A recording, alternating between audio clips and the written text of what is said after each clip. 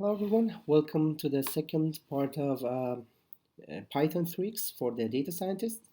And as we had in a previous lecture, we talk about the data frame aggregation. So we try to aggregate some operations on a data frame. So here we had a data frame, column 1 and column 2, and we try to use apply two operations. One of them is sum, the other is a counting of the two number inside of the data frame, which is applied for all columns. But if we need it for a specific column, so for example, I want to have an operation of sum and the count to for column 1, and for example, min and max for column 2. What should we do? So let's start. For example, I have another data frame, so I'm trying to define it by here. So for example, I have A, for example, as a first column, which contains 1, 2, 3, 4, and for the second one, we can call it as B, and here maybe we can have a 2, 3, 4. And 5 maybe. Okay, so let's see our data frame first. So this is our data frame.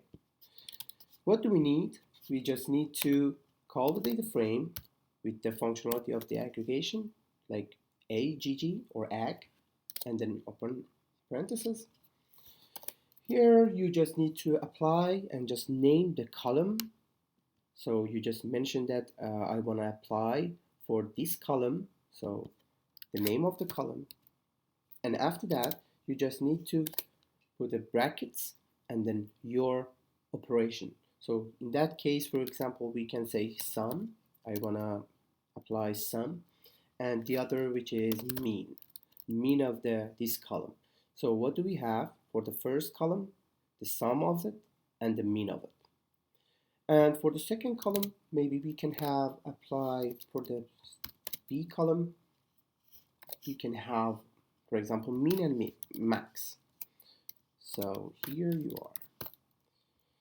And also, sorry, so we must have a lowercase and done.